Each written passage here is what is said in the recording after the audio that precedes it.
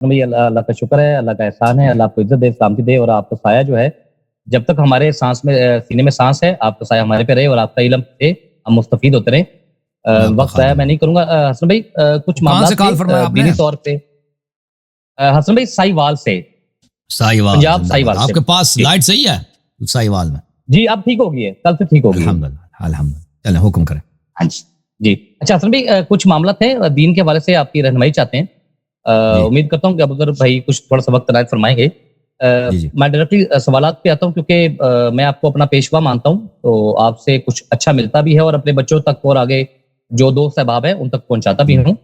حسن بھائی ایک سوال ہے کہ اہل بیت سے محبت کا سب سے بڑا تقاضا کیا ہے؟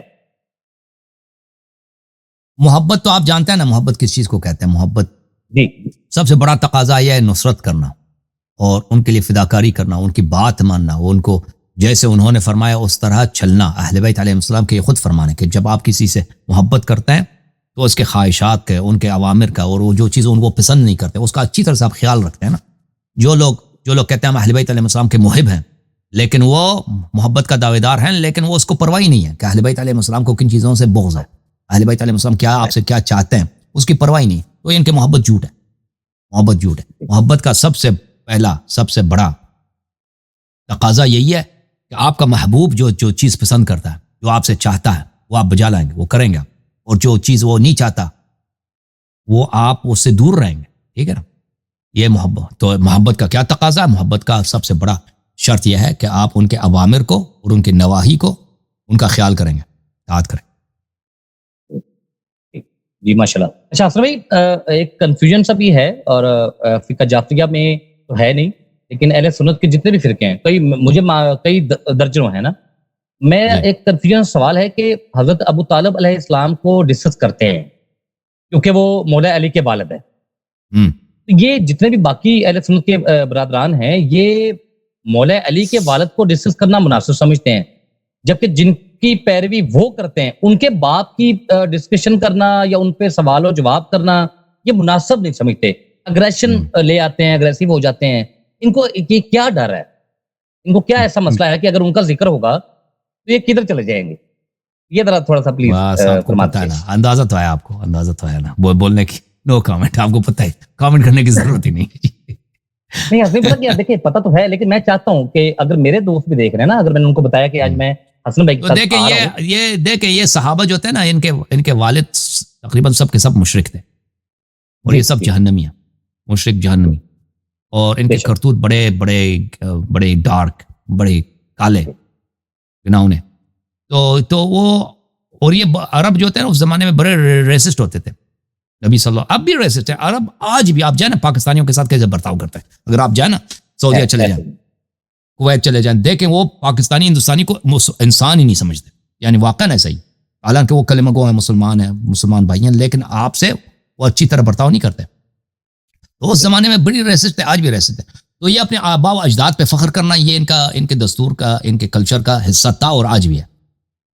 تو یہ اپنے آباء، اسلام آنے کے بعد یہ اپنے آباء و اجداد پہ فخر نہیں کر سکتے تھے نا، ان کے آباء و اجداد ہے کیا چیز، سب مشرک جہنمی ملعون۔ تو یہ تو ان سے کٹ گیا، تو ان کو یہ ہوا کہ بھائی اگر ہم اسی کو نبی صلی اللہ علیہ وسلم سے نسبت دے دینا، کیونکہ اگر نبی صلی اللہ علیہ وسلم کے والدین مومن ہیں اور ہمارے مشرک ہیں، تو ہم بنی ہاشم کے سامنے ہمارا سر جھک گیا بھائی۔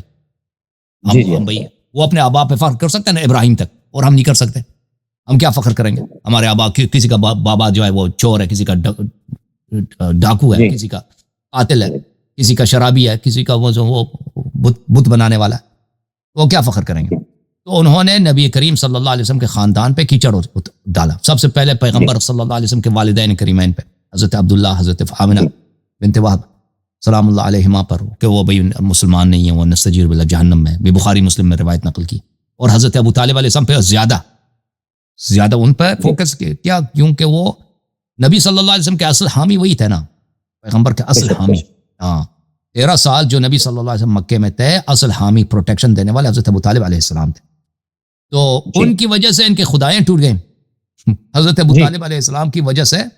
کعبہ جو ان کا سب سے بڑا بت خانہ تھا، کعبہ ان کا سب سے بڑا، ابھی کعبہ ہمارے نزدیک نا سب توحید کا گڑھ ہے، توحید کا مرکز ہے، اس سے صرف نماز پڑھتے ہیں۔ اس زمانے میں تو ان کے مذہب میں، مشرکین کے مذہب میں کعبہ مقدس تھا، اس لیے کہ وہ سب سے بڑا بت خانہ ہے. تو ان کے بت خانے کو بتوں سے پاک کرانے والا کون ہے؟ ابو طالب کا شہزادہ اور ابو طالب علیہ السلام کا لال. ان کے خداؤں کو ذلیل کرانے والا کون ہے؟ ابو طالب کا بھتیجا اور خود حضرت ابو طالب علیہ السلام. اور پھر ان کا جو حضرت امام علی علیہ السلام سے جو چڑ تھی نا اہل سنت کے علماء کو، اہل سنت کے محدثین کو اور ان کے خلفاء کو، کہ بھئی حق انہی کا چھینا گیا تھا نا، مولا امیر المومنین صاحب کا حق چھینا گیا تھا جی. تو ان کو نیچا کرنے کے، اور ان کے فضائل بھی بے پایان ہیں اور ان کی دشمنی بھی ان سے واضح ہے. تو لیکن مولا امیر المومنین علیہ السلام کی شان میں، ان کے کردار میں ان کو کوئی عیب نظر نہیں آیا. ان کو کوئی ایسی بات نظر نہیں آئی کہ ان کو یہ کر دیں کہ بھائی مولا علی علیہ السلام نے کہاں پہ کوئی غلطی کی ہے. تو انہوں نے شروع کیا ان کے والد پر کہ ان کے والد بھائی وہ مسلمان نہیں تھے. تو اصل وجہ یہ ہے میرے بھائی. حسن بھائی دیکھیں، سوال یہ تھا، ایک اور تھا کہ اگر نبی کریم صلی اللہ علیہ وسلم کے ساتھ حضرت ابو بکر صدیق کی بیٹی کی شادی، حضرت عمر فاروق کی بیٹی کی شادی نہ ہوئی ہوتی، کیا جماعت عمریہ اس کے باوجود بھی ان کو ایسے ہی ڈیفینڈ کرتی، ایسے ہی اہل بیت کے مقابلے میں کھڑی کرتی؟ بالکل کر لیتے. اگر ان کا خلیفہ ہوتا ہے نا، اگر یہ بات ہے کہ اگر ان کو خلافت مل جاتی نا، ان کا امام بن گیا نا، اگر ان کے فرقے کا اساس، ان کے فرقے کا سنگ اول کیا ہے؟ ابو بکر عمر کی خلافت جی. تو لازمی بات ہے، کر لیتے ٹھیک ہے نا. تو یہ بات یہ اس وجہ سے نہیں کرتے کہ یہ بھائی وہ سسر ہے نا پیغمبر صلی اللہ علیہ وسلم کا، اور تو بہت سارے سسر ہیں، 10 مزید سسر ہے، اس طرح سسر تو اور مزید ہے نا. ان کے تو پرواہ ہی نہیں.